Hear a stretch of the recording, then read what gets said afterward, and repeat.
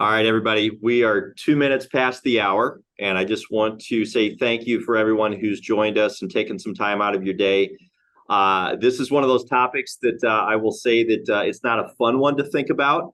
But as you can see from the name on the slide there, or the title on the slide there, we really want to inform our clients of Cornerstone Advisors of just what their options are for long-term care. And this is one of those subjects that I think has affected many people in many ways, whether it's a parent or an individual, maybe a spouse, but the costs are really staggering, and it's just good to know what, in fact, your options are. Before we get started, and any of you who have joined our webinars before, you'll know that I always like to introduce them by telling you a little bit about who Cornerstone is. And the reason for that is you may have no clue why you got an invite to this webinar from Cornerstone. And there's a reason for that. First of all, just to give you a little bit of background on who Cornerstone is, there's about 120 financial advisors across 15 states. They came from 17 different prior firms on their journey toward being an independent advisor. The firm itself was started in 2005. And if you total up all of the client assets that all of our 120 plus advisors manage for their clients, that's about $7.3 billion total when it's all said and done. Now, the reason why you may have no idea who Cornerstone is because your financial advisor has chosen to brand as something other than that. And you'll see many of the logos on the screen: LifeMap Wealth Management, Ginfinity Wealth Management, Steamboat Financial Group, Stone 8, brand new one down in Oklahoma, NMLT Wealth Management. There's a very good chance that you know your financial advisor under that moniker, and that is something that we fully support. Now, all of those advisors are doing business with or using as their broker-dealer LPL Financial. A little bit about LPL. They're the largest independent broker-dealer in the country. They have #1 market share for independent broker-dealers, over $1 trillion in total assets under management for clients. But there are 0 proprietary products. That's part of being independent. The advisor is empowered to really do what is absolutely right for the client and not feel like they have to use an in-house product or in-house service. They can really figure out what that best thing for the client is and the best thing for their practice. Now, what all that really means for you is support, structure, and scale. And the way this all comes together, and you can see what looks kind of like a fidget spinner on the screen, is you have your independent financial advisor. They've decided to do business with LPL Financial to help custody assets, allow for product offerings and product availability. They create the statements that are sent out to you, but they've also partnered with Cornerstone to really help them do things like this webinar to take some of that off of their plate and allow them just to spend more time with you. And really, that's the goal for every financial advisor out there, is to spend more time with their clients. That is probably the best way to spend their time. And as I mentioned, this webinar is something that is just one example of that we try to do for our financial advisors, just to provide leverage to their overall business. Now, my expectation is that we will have some questions about this topic, long-term care, and you're unable to use the chat function in this webinar. In fact, it's disabled. You won't even see it. So if you do have questions, the one and only way to ask those questions is to use the email that you see on the screen. And that's Cornerstone WM, no dots, no spaces, Cornerstone WM @lpl.com. Those emails will come to me, and I will relay those questions either to Michael or Steve at the end of the webinar. So just keep that in mind. I will reiterate that at the end before we start taking the questions. So if you do forget, no problem, we'll remind you. But again, Cornerstone WM @lpl.com. And by the way, this webinar is being recorded. Your voices won't be captured. Your names won't be captured, none of that. But at the same time, I do just want to be very clear with you that it is being recorded. And so if it is something after the fact that you'd like to share this with a friend, your advisor will have access to it and will be able to pass that along. I'm going to stop sharing. And Michael, if you'd like to start sharing, you're welcome to. But I'm very pleased to have as our guest speaker today, Michael Tesler. He is the president of BUI. BUI is a local insurance brokerage. And again, getting back to that idea of being independent financial advisors, our advisors can choose to work with firms like BUI really to bring them in as an expert or an extension of their team to really allow them to fully help the client understand really all of the different options that are available to them and not really have to go out and be an insurance expert themselves. Michael has partnered with financial professionals to implement wealth transfer and wealth protection strategies. And he's spoken to thousands of advisors and financial planners and attorneys and accountants and the like to discuss various planning strategies using life insurance and long-term care insurance. When Michael isn't helping financial professionals implement the best planning strategies, you can find him spending time with his family or playing tennis. But again, Michael, really appreciate you being with us today, and the floor is yours. Bill, thanks so much for that nice introduction. I really appreciate it. If this meeting were taking place, say, 25 years ago, I would probably start by sharing with you some overwhelmingly scary statistics about the percentage of people who are going to need help as they grow older and the percentage of people who have a chronic care situation and so on and so on. But the truth is, we've kind of moved past that at this point because it seems that almost all people who've been around have already become aware that this is a pretty significant topic. And as mentioned, I speak to a lot of different folks, and whether I'm standing in front of a group of 20 people, 200 people, or 2,000 people, when I say, hey, if you've had a situation that involved chronic care for a family member that impacted your life, raise your hand. Every hand in the room goes up every time, whether it's a small group or a large group. So understanding that this is incredibly widespread, happening all over, we can get past all that. And what we can do is move more into what we want to talk about today, which is what long-term care insurance is all about. You will notice as we move through our program today, there will be no mention of any specific insurance company or mention of any specific insurance company's product. This is about educating you and providing you with the necessary information to hopefully make important and prudent decisions about your own personal situation. So with all that said, let's jump right in. So what is long-term care insurance? By definition, it will insure the financial risk, all or part of the financial risk for somebody who needs care. But that's a nice definition, but I really like a different definition, which is, let me tell you what it's not. And let me tell you where it, what doesn't happen here. So for a lot of people, they're under this impression that if they're still working and they have medical insurance through their employer, that medical insurance would cover the things that long-term care insurance does, and it won't.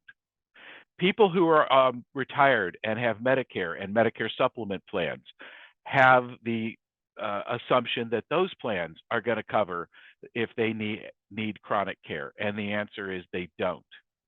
So long-term care insurance isn't about medical insurance. It's about providing care when you need it. So if I need surgery because of a significant situation in my life, obviously that's going to require a doctor and a lot of other folks, and that's all going to be covered by my medical insurance plan. If I reach a point in my life where I can't get myself out of bed without somebody helping me, I can't get myself to the bathroom without somebody helping me, I can't feed myself without somebody helping me, then all of those things, I don't need a doctor for those things. I don't even need a nurse for those things, but I do need help. And that's where long-term care insurance fits in. A lot of people have the sort of an old school notion that we're talking about what used to be called nursing home insurance. And that is not what we're talking about, because I will tell you that a huge percentage of the people who receive benefits from a long-term care insurance policy are getting those benefits at home, and it's where most people want to stay. Interestingly enough, the insurance company that has the largest block of traditional long-term care insurance out there reports to us that over 3/4 of their claims are for services that are being provided in the home, not in a facility. So that gives you a sense of what people are trying to do. And what they're trying to do is maintain the optimum level of independence, to be able to stay in the house that they are familiar with, et cetera, et cetera. So let's talk for a minute about who the typical candidates are for the purchase of a long-term care insurance plan. Generally speaking, they are between age of 50 and 65. Now, that doesn't mean that people younger than 50 or over 65 don't make this purchase. They do. But if you really look at the largest percentage of them, they are between 50 and 65 years old. And overwhelmingly, this group of people has had a long-term care situation in their own family. They have either been a provider of care for someone in their family. They are currently a provider of care for someone in their family. They've watched the impact on parents or grandparents who had to be care providers in their own family. They've watched the financial impact on the family. You know, it's one of those things you only have to see it once to really feel like this is something I want to deal with. Now, in the spirit of full disclosure about myself, there's something you should know in addition to the nice comments that Bill made at the beginning of this meeting. Of my 4 grandparents, 3 of them were in facilities for 8 or more years. And when you take it down the next generation and you go to my parents and my in-laws, my father-in-law spent the last 10 years of his life with round-the-clock, 24-hour-a-day care for the last 10 years of his time on this planet. So I've had very, very significant care situations in my family, and I will admit to you that certainly has impacted my passion and my feeling about all of this. I will also tell you that for people who want to buy this, these are people who understand the risk associated with it and want to have the best possible options for themselves. So, how does one get benefits from a long-term care insurance policy? Well, basically, there are 2 ways. Either way, a physician will be asked to provide a necessary assessment, answer questions, et cetera, by the insurance company that's offering the insurance to demonstrate that somebody either has one of 2 things that would qualify them for benefits. The first one is that they have a cognitive impairment. We're talking about dementia, Alzheimer's, things like that, something that would preclude somebody from taking care of themselves. The second thing is that they would not be able to do 2 of 6 activities of daily living. And ADLs, or activities of daily living, are common to all insurance companies out there. If you've read articles about long-term care, whether it's in Art Magazine, whether it's in the Wall Street Journal, you'll always hear about activities of daily living.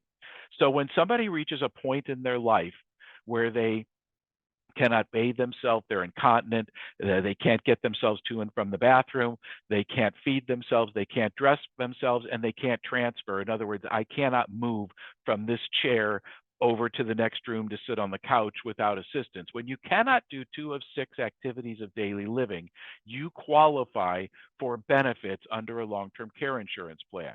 So very quickly, 1, if you have a cognitive impairment, or 2, if you're unable to do 2 of these 6 activities of daily living, generally speaking, you would qualify for benefits on a long-term care plan.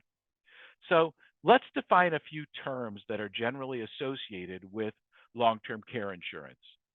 The first one is indemnity. When we talk about a plan that has an indemnity benefit, it means that if you go on claim, you get the whole benefit. In other words, if you have a $5,000 long-term care benefit and you go on claim, you get the entire $5,000, even if you're not spending $5,000. Maybe you only need somebody in your home a few times a week to help out, those kinds of things. But either way, if you've got that benefit, you get the whole benefit. A reimbursement plan differs in that it reimburses expenses that you actually incur. So it means that if you are paying a service provider to come to the home a few times a week and you incur a total of $3,000 in services, a reimbursement plan would reimburse you for the $3,000 that you spent. And oh, by the way, if you had that $5,000 benefit that I just mentioned, the remaining $2,000 stays in your benefit pool. And we'll discuss what that means in just a minute. The benefit period is usually described in years, sometimes in months, for how long you will have that benefit. So you may have a $5,000 benefit for a 3-year period of time. And if you do quick math, if that's $5,000 a month by 12 months, that's 60,000. If you have a 3-year benefit period, that means the total amount is 180,000. That's your pool of money. So when you hear somebody talk about the pool of money on which you can draw down, they are referring to the amount that you can get per month and how long you can get it. That makes a pool. Now, earlier I said if you have a reimbursement plan and you don't spend it all, it stays in your pool. So that means that this person would have potentially more than a 3-year benefit if they were only using 3,000 of their monthly benefit amount, because the other 2,000 would remain in the pool. The elimination period refers to the period of time before the insurance company will actually pay benefits. So you have provided the necessary documentation that says you qualify for the benefit, and then there is usually a period of time before the insurance company pays it out. That can differ, and that will certainly change the cost of the insurance that you purchase. It can be as little as 0, so that it is available to you day one, or it can be up to 6 months. So if you feel comfortable that your assets would make it comfortable for you to wait 6 months before you start getting your benefits, you can have a longer elimination period, which, by the way, will generally translate to a lower premium amount. And the last one that we want to talk about is inflation protection. The better plans in the market will always offer inflation protection. In other words, a percentage increase of the amount.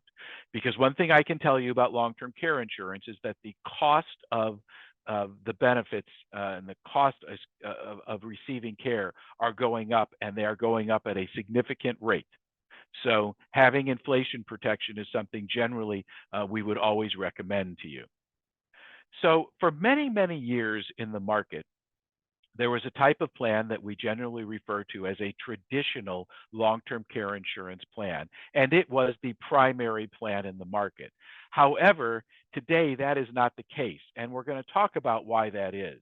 A traditional long-term care insurance plan was somewhat customizable in terms of how much you got for services provided in a facility and services provided in the home and so on. The initial premium on these plans was very, very low, making them attractive. However, here's where the catch comes. Traditional long-term care insurance plans do not guarantee that the premium won't increase or that the benefit won't decrease. And unfortunately, many insurance companies did not price these products correctly, and as a result, there have been massive rate increases in the market. And I'm not talking about a 5 or a 6% rate increase. I'm talking about premium amounts that have doubled for some of the people and tripled even for people that own these types of plans. In addition to that, these plans have sort of a use it or lose it kind of a thing. If you stop paying your premium, the benefit goes away, it's all over with. If you're lucky enough to have paid premiums on it, go through your whole life and never need the care, at the end of life, there is no death benefit. There is no return of any of that premium. So those were some kind of big concerns from people who were buying this type of plan, but by far the biggest was these rate increases. I know that you probably can't see the screen in front of you very easily, but I want to just go through it very, very quickly and tell you. This is a real letter. This one is old, and the person involved has obviously been removed, but so that we protect the innocent. But this exact same letter is being used today, and this is the letter that this person received announcing to them that they would be experiencing a 50% rate increase in the cost of their long-term care insurance. And if they couldn't stomach or afford that 50% rate increase, then there were ways to reduce the amount of benefit or the duration of the benefit or increase the elimination period so that the rate increase was not as painful as it would have been just keeping the exact same plan. This person got this letter, as you can see, in 2016, They've had more of these letters since. So that's why the traditional long-term care market has shrunk to be a teeny tiny part of today's current long-term care market. Today, hybrid plans, as we like to call them, are by far the biggest part of the long-term care market. And more people making the purchase of long-term care insurance buy a hybrid plan by, factors of 20 to 1 as compared to a traditional long-term care insurance plan. So very, very different. Hybrid is the new normal. And there's some pretty legitimate reasons why. A hybrid plan, by definition, is a life insurance plan married together with a long-term care insurance plan. But nobody buys it for the life insurance. This isn't about buying life insurance.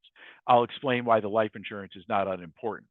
What this plan does do, however, it guarantees the amount of premium, whether you set it up to make one premium payment, whether you set it up to make 5 premium payments, whether you're making premium payments for the rest of your life. Those premium amounts are guaranteed. The benefits provided by the long-term care portion of this plan are also fully guaranteed for the rest of your life.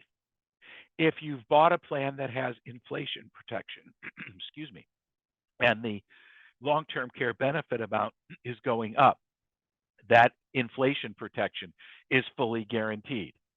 If you've bought a plan that has a return of premium option or a cash value option, that is fully guaranteed.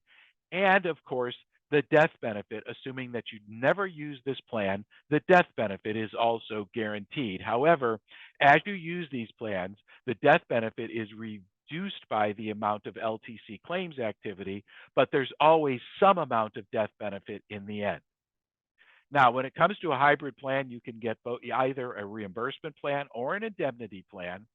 And for almost all of the better carriers in the market, there are discounts, for marital discounts. And if spouses apply together, they will enjoy discounts on hybrid plans. The average age of a person who purchases a hybrid plan is 57 years old, but I will tell you that age is coming down quickly. In fact, in my own career, I can tell you that number has come down 5 or more years, because younger and younger people are buying these plans. And in most instances, it's because they've watched parents or grandparents have significant chronic care situations. There is a benefit period available between 2 years and lifetime. And there are reasons why these things may make sense depending upon your personal financial situation. You can make a variety of different payments into these plans, pay it all off at once. You can pay them in a relatively short period of time. So many times when somebody is still in their working years, they would like to get the plan paid for as rapidly as possible. So they may do 10 payments so that this does not become a retirement expense for them. And they're more comfortable doing it that way. And then some would just rather pay on it for the rest of their lives. I will tell you that for a lot of these plans, people who have old life insurance policies that no longer are serving the purpose for which they made that purchase can repurpose the cash value in that life insurance by way of a 1035 exchange and use that money to buy a significant long-term care insurance benefit. Now, when we talk about hybrid plans, we like to think of things as simply as we possibly can. And what I mean by that is, think of it as providing 3 different pools of money. The first pool of money is the long-term care benefit. If you live long enough, statistically speaking, literally it's overwhelming that you are probably going to need some care. And that bucket that says live is that pool of money that will be available to you as a long-term care benefit. If you're among the lucky and you live a very long and healthy life and never end up needing the long-term care insurance, there will be a death benefit. And with most of the better plans in the market, the death benefit, if assuming that no benefits were taken from it during life, that death benefit will likely be equal to or greater than the amount of premium that was paid. And if for some reason that you want to get out of this plan, Most of the better plans will provide you with a return of premium or a return of a portion of your premium. Usually it's somewhere between 70 and 100% of the total amount that was paid into the plan. This is very interesting, however. The company out there that has the largest block of hybrid long-term care insurance business reports to us that fewer than 2% of the policyholders have ever exercised the option to get out of the plan. In other words, once people buy these plans, they recognize the important role that it plays in their retirement, the important role that it plays in their family, the important role it plays with their finances, etc., and they generally do not get rid of this coverage. So let's take a look at a real case situation for just a moment. This is a 55-year-old female, and she is a healthy non-smoker. She decided to use $100,000 from her portfolio to make a one-time purchase of a hybrid long-term care insurance policy. Her goal, I can tell you, a real situation, her goal was to not be a burden to her children, to make sure that there were adequate funds immediately available without having to sell things or do things, to take care of her should the day come that she needs care. And what did that $100,000 buy for her? I ask you to pay attention to the left-hand side of this screen just for the moment. It bought for her a pool of long-term care money of $459,000, or $5,920 per month to be used if she had a care situation. It provided a 6-year benefit period, so it would pay that $5,920 per month for 6 years, and it has a 3% inflation protection amount. The death benefit on this plan is $142,000, as I said earlier, in excess of the amount paid in. And if she wishes to get out of this plan in year one, 80% of her premium would get back to it. Now, for those of you that can't tell by looking at me, I will tell you that I am not too many years past that 55 mark. And it is very difficult for me at my age to think of myself needing long-term care. But it's a lot different when I start thinking 25 years into the future and the reality of knowing that, yeah, it's possible I could be in a chronic care situation that far down the road. So what I'd like to do is age this nice lady 25 years. So you'll recall she was 55, she's now 80. Because of the increase, the 3% inflation increase, the pool of money is now up to $934,000. She could access $12,035 per month. Oops, sorry. She could access $12,000 per month over a 6-year period of time. Her death benefit still at $142,000. So as I said, if she is lucky enough to have lived a long and happy life and she passes away, $142,000 goes to her chosen beneficiaries. And if for some reason at 80 years old, perhaps the government's decided they're going to take care of long-term care. For those, I can't see you and I can't hear you. Hopefully you're laughing right now, because trust me, that will never happen in any of our lifetimes. But if this lady wanted to get out of this transaction, she could get her whole $100,000 back. Now, the good news about all of the numbers, whether we're talking about year 1 or year 25, all of the numbers on this slide are fully guaranteed. The amount of premium, the amount of long-term care benefit, the inflation protection and the growth in that long-term care benefit, the cash surrender value, and the death benefit are all fully guaranteed in this scenario. So the insurance company guarantees all of this so that you need not worry. And unlike the old traditional plans, you're not going to get that letter in the mail that says, hey, we know we said it was going to be this, but it's actually going to be that. Which is why one among the biggest reasons why these plans now are the vast majority of the market. So I have now come to the end of my prepared comments, and at this time, I would be very happy to entertain questions from any of you if you have questions about anything we have discussed. And Bill, if it's all right, I'll stop sharing, or I can keep the sharing on if somebody wants to go back to a particular slide. Yeah, sure, Michael, that's your choice. You can do either one if you like. Remember, as I mentioned before, folks, if you do have questions, the way to ask those is email cornerstonewm@lpl.com. Once again, all one word, cornerstonewm@lpl.com. Those will come to me. I'll relay those to Michael and Steve. And I did realize that as we were, or as I passed things over, I didn't introduce Steve, which was kind of rude of me. But Steve and I have actually known each other for quite a long time.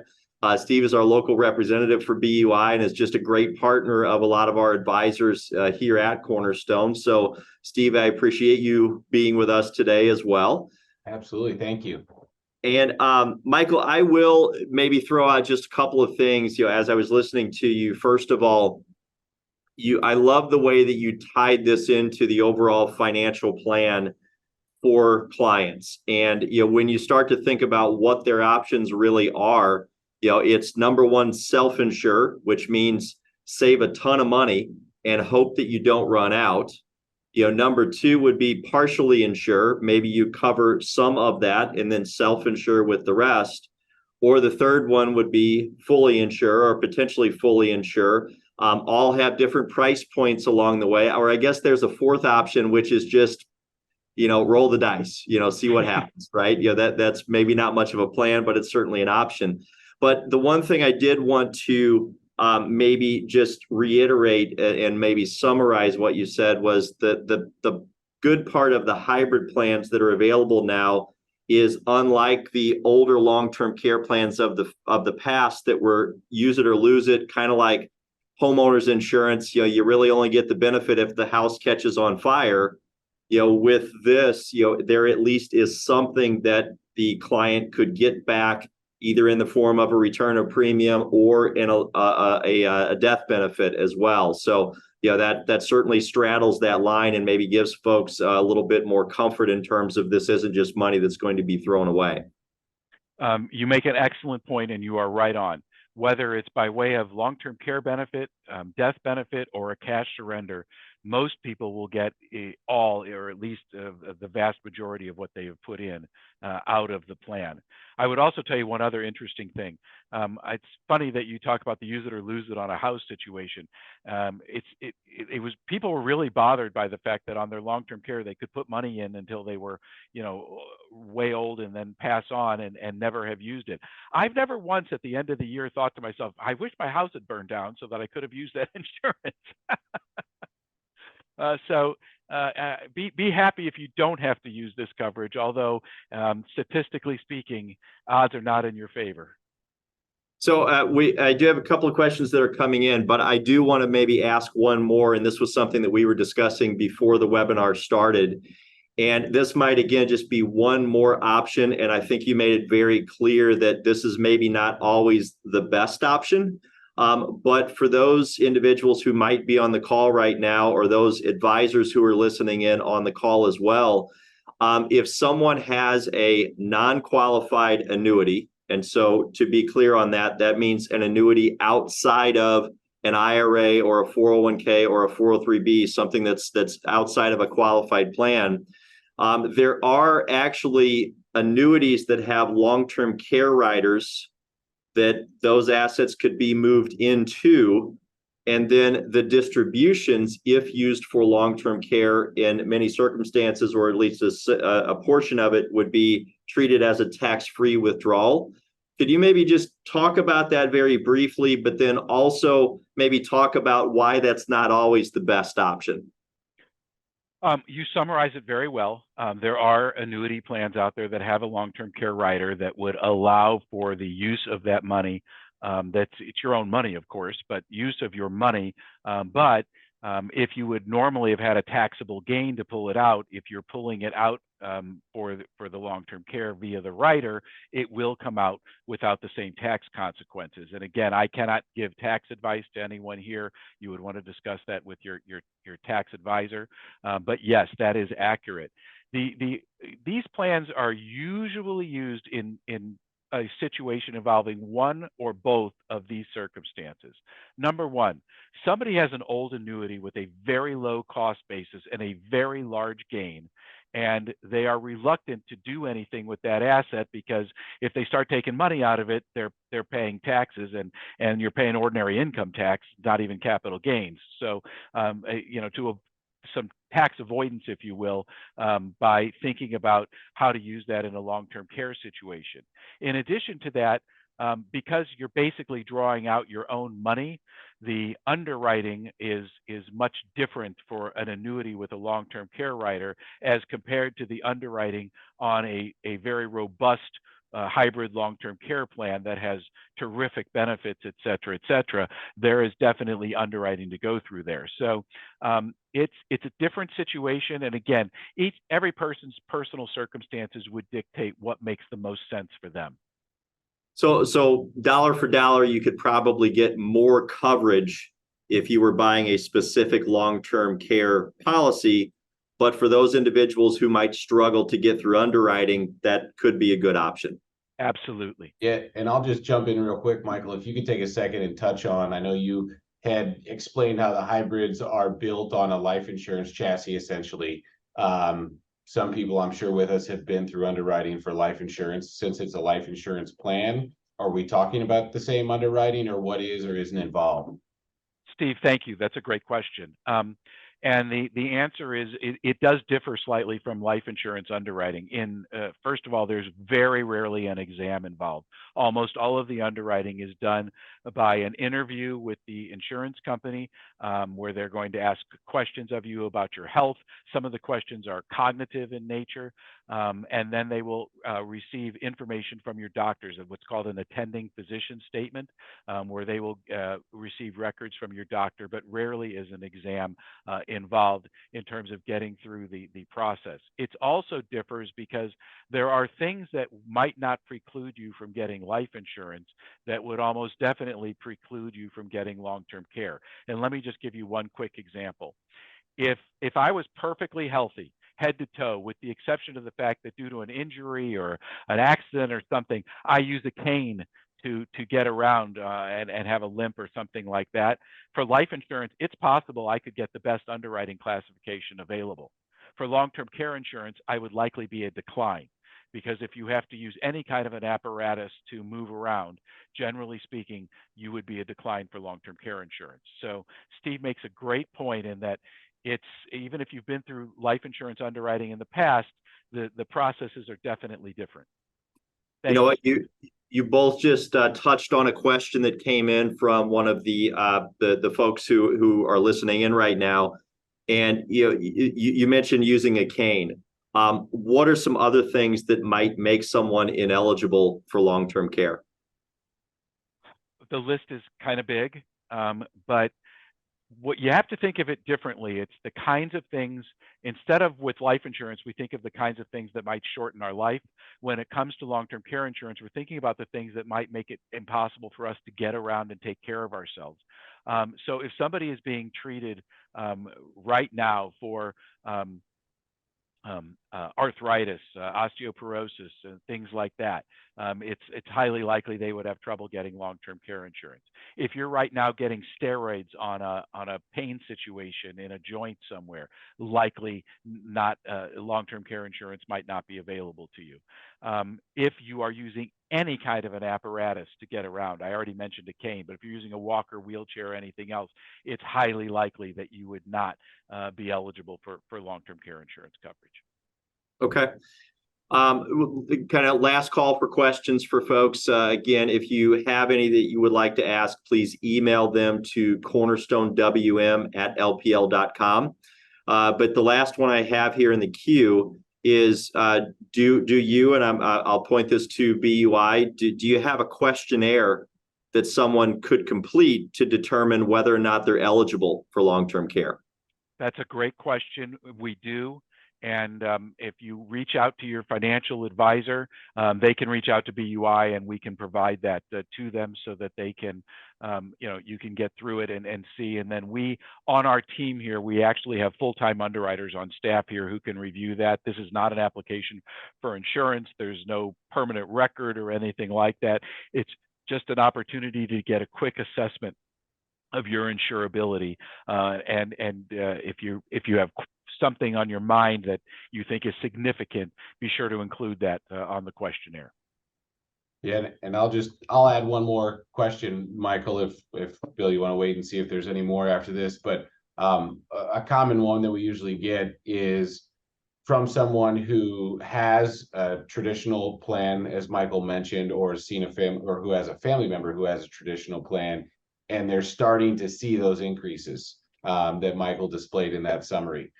So I know I feel the call almost daily. I'm sure Michael does as well. You know, I have a plan and I'm getting that increase. What should I do? It's a great question, and Steve's right. Those kinds of inquiries come into BUI from advisors on a literally daily basis. And the quick answer is, it depends. And I'm sorry to give a vague answer like that, but every person's situation differs. If you're 80 years old, you're probably not insurable for any kind of a new plan. And even if you were, the cost of the new plan would probably be greater than the old plan, even with the rate increases. Highly likely that we would recommend you do anything other than hang on to that plan and stomach the rate increases. If you're 55 years old, that may be a very different scenario.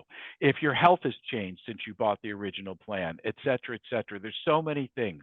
So the answer to the question is to reach out to your financial advisor, who can get with Steve and or with me, and we can help you review what you have. And we literally have a process for doing those kinds of reviews and help determine what might make the most sense for you. So actually, we do have a couple more questions that came in, and actually, Steve, one, I might just, a couple of advisors emailed and said, hey, I'd like that questionnaire, so it might be good just to forward that to me, and I'll make sure we get that in our advisors' hands so they have it ready if they have any clients who are calling in after this and have questions. Sure. Here's a question that came in, and the question is, how many years out can you purchase the plan for, or is it a plan that lasts a lifetime? And I'm assuming that probably is talking about, coverage of benefits, how long that can last. And, I think Steve or Michael, maybe you touched on this in terms of like the pool of assets that's available, but maybe you could expand on that. You can buy a benefit period somewhere between 2 years and lifetime. I will admit that relatively few people veer toward that lifetime. Relatively few people veer toward 2 years. And again, you only need to look at some of what we've already talked about here. These things can last a long time, but you can look at averages. I'm not a big fan of that, to be honest with you. You can look at family history situations. There's a lot of ways to get there, and of course, cost is going to play a role in it. And Bill, as you said earlier, not everybody chooses to insure for the entire amount. Somebody may look at this and say, look, I can cover myself for a period of time, but if this thing ends up lasting 6, 8, 10 years, I think that I would like to know that there's some insurance in place to help that, and let the insurance cover the first 4 years. And if I'm still, in need of care, I'll take over after those 4 years, kind of a thing. So last question, and I'll have to interpret this one a little bit, but the question was just very simply availability of policy illustrations. And I kind of want to go back to maybe discussing a little bit about BUI and being independent financial advisors and so on. BUI works with a number of different carriers. Our advisors can work with a number of different carriers. So that is really going to be based on what policy or policies make the most sense. But maybe you guys can expand on just the process for getting a policy illustration. Yeah, Sure. Absolutely. Oh, go ahead, Michael. I was just going to say, we use a terminology. that we like a lot. We are carrier agnostic. If a carrier meets the necessary financial criterion, and if the plan that they offer is truly consumer friendly and attractive, we're interested. There is no carrier that pays for shelf space at our place. There is no carrier that controls our place. Like you, we are 100% independent. And you and your team obviously are 100% independent. So any recommendation made to a client is made based on the fact that you believe that the plan involved represents the best consumer-friendly value for that client. And I will tell you this, that in the long-term care insurance hybrid market, it's a small market. When it comes to term life insurance, as an example, there's like dozens and dozens of carriers out there that manufacture term insurance. There's a relatively small number of carriers that are in this market. So there's not dozens and dozens of options, but the carriers that are in this market do a great job. They have great plans, very similar to what we just went through in the presentation. Steve, I'm sorry, were you going to add more to that?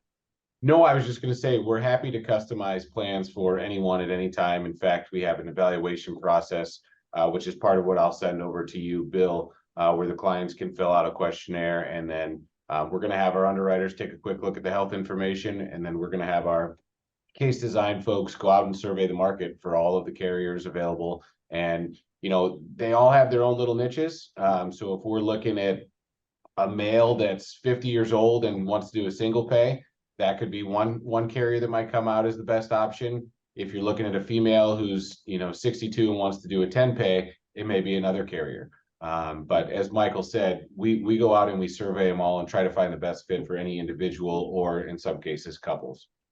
So to start that process, it really would be call your financial advisor, say, hey, I'm interested in seeing what this would look like. And then they can reach out to you, Steve, and get the ball rolling. Absolutely. They can fill out that questionnaire that usually takes about 5 to 10 minutes. And, I can't echo what Michael said enough about the hybrid products. And I think that, using them as a planning tool, he used the word guarantee so many times. You know what's going to happen. Should you get through underwriting and get approved, what your benefit is going to be each year and for how long. So as the financial advisor, you can look at those numbers with your clients and have the conversation, say, does this make sense or not? So I did get one more question, and we'll make this the last one, and then we'll wrap up. But the question, I think this is a very good one that a number of folks might have on their mind. I have a traditional LTCI plan. Can we roll this over into a hybrid plan?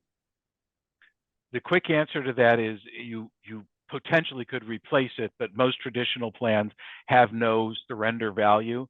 So when you come out of that plan, there's nothing to quote roll. And before anybody would do something like that, there needs to be some analysis around it. Even though it's frustrating to have to weather the rate increases and everything else, if the new plan doesn't make sense, it still doesn't make sense. Only replace when replacement is appropriate. Yeah, so in other words, just what am I giving up versus what am I getting? And there has to be more in terms of what I'm getting to really make that make sense. Yes. And sometimes that's not just financially, but for some people, this idea that, look, I'm in my 60s. I think I'm going to live into my 90s. I'm not sure I can, sleep at night knowing I got 30 years of rate increases ahead of me. That peace of mind counts in here too. So it's there's a lot of factors that weigh in on what would be the appropriate course of action for that person. Well, Steve and Michael, excuse me, I can't thank you enough. This was very valuable. I know I learned some things, and I'm sure all of our participants on the webinar today did as well. Really appreciate your help with this. Really appreciate your time today, as well as everyone who joined in. I'll go back to something that was mentioned before for the participants who are on the call. If this is something that you'd like to explore or it makes sense, call your financial advisor and they can get the ball rolling for you. But again, really appreciate your time. Have a great day, everyone. Thanks everybody.